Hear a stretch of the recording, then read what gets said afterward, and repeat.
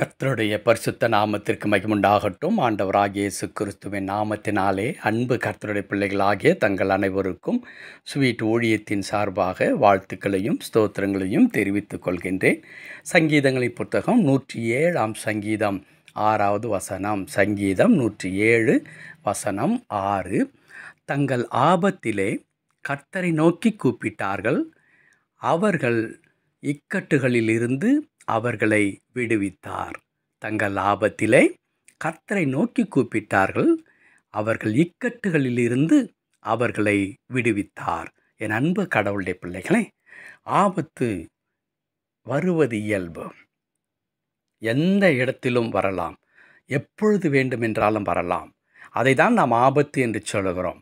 சற்று கூட எதிர்பாராத நேரத்தில் திடீரென்று நிகழ்கிறதான வேதனைக்குரிய ஒரு காரியத்தை நாம் ஆபத்து என்று குறிப்பிடுகின்றோம்.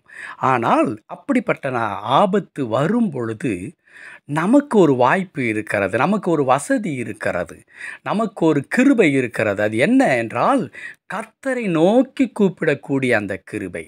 கர்த்தரை நோக்கி உடனே ஆண்டவரே என்று கூப்பிட்டால் போதும். என்ன நடக்கும்? அவர்கள் இக்கட்டிலிருந்து அவர்களை விடுவித்தார். என் அன்பு கடவுளுடைய பிள்ளைகளே, எப்படிப்பட்டதான அந்த இக்கட்டுகள், போராட்டங்கள் நமக்கு அந்த நேரத்தில் ஏற்படுகின்றதோ அவற்றிலிருந்து கடவுள் நம்மை விடுவிக்கின்ற ஆண்டவராக இருக்கின்றார். சங்கீதக்காரன் இந்த 107 சங்கீதத்தை பாடும் பொழுது, இந்த சங்கீதத்தில் 43 வசனங்கள் இருக்கிறது. அவைகளிலே 4 முறை இந்த வார்த்தையை அவர் திரும்ப திரும்ப குறிப்பிடுகின்றார். திரும்ப திரும்ப அதே வார்த்தை 6வது வசனத்தில் இப்பொழுது வாசிக்க கேட்டோம். 13வது வசனத்தில் அவற்றே எழுதப்பட்டிருக்கிறது. 19 அவை எழுதப்பட்டிருக்கின்றது. 28 அவை எழுதப்பட்டிருக்கிறது. தங்கள் ஆபத்திலே கர்த்தரை நோக்கி கூப்பிட்டார்கள், அவர்கள் இக்கட்டுகளிலிருந்து அவர்களை விடுவித்தார். இன்றைக்கு நீங்கள் எந்த ஆபத்தில் வேண்டுமென்றாலும் இருக்கலாம். ஆபத்து உங்களை கதிகலங்க வைத்திருக்கலாம், பயமுறுத்தி கொண்டிருக்கலாம். ஐயோ, என்ன நடக்கப் போகிறது என்ற நிலைக்கு ஒருவேளை நீங்கள் நின்று கொண்டிருக்கலாம். கவலைப்படாதீர்கள். உங்கள் வலது பக்கத்தில் உங்களுடைய ஆண்டவர் நின்று கொண்டிருக்கிறார், உங்களை பார்த்து கொண்டிருக்கிறார். நீங்கள் அவரை நோக்கி கூப்பிடும் பொழுது அவர் இறங்கி வந்து நம்மை விடுவிக்கின்ற ஆண்டவராய், ஆபத்தில் நமக்கு உதவி செய்கின்ற ஆண்டவராக இருக்கிறார்.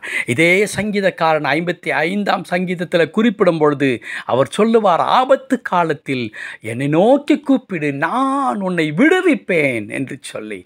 அன்பு கடவுளுடைய பிள்ளைகளே, ஆபத்தில் ஒருவேளை மனிதர்கள் வர முடியாமற் போகலாம்.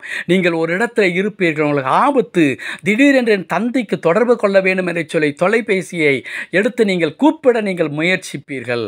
அது ரீச் ஆகவே ஆகாது, அல்லது பெல் அடிக்கும், அவர்கள் எடுக்க மாட்டார்கள். மனிதர்கள் ஒருவேளை உதவி செய்வதற்கு இயலாதவர்களாக நின்று கொண்டிருக்கலாம்.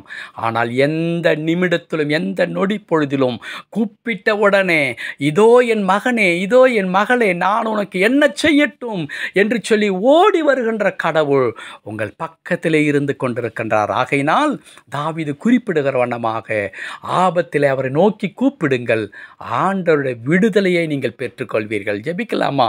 கிருபை நிறைந்த நல்ல ஆண்டவரே, உமக்கு நன்றி செலுத்துகிறோம். கர்த்தாவே, என் தேவன், நாங்கள் ஆராதிக்கிற கடவுள் உறங்குவதும் இல்லை, தூங்குவதும் இல்லை என்று சொல்லப்பட்டிருக்கிறதே, அது வெறுமனே சொன்ன வார்த்தை அல்லவே கர்த்தாவே. ஆண்டவரே, நீர் ஒரு நாளும் எங்களை கர்த்தாவை விட்டு தூர போகாதவராக, ஆண்டவரே எங்களை மறந்து போகாதவராக, எப்பொழுதும் எங்களை கூர்ந்து கவனித்து கொண்டே இருக்கிறதற்காய் ஸ்தோத்திரம். ஆகையினால்தான் கர்த்தருடைய பிள்ளைகளுடைய அனுபவம் சொல்லுகிறது, ஆபத்து காலத்தில் அவரை நோக்கி கூப்பிட்டார்கள், அவர்களை அவருடைய இடுக்கண்களுக்கெல்லாம் நீங்களாக்கி ரட்சிக்கிறார் என்று சொல்லி.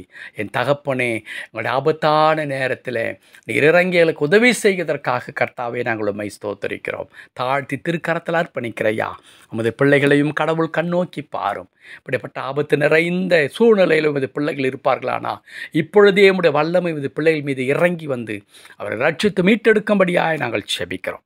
தொடர்ந்து பொறுப்படுத்திக் கொள்ளும் மீட்பர் நாமத்தில் பிதாவே. ஆமென், ஆமென்.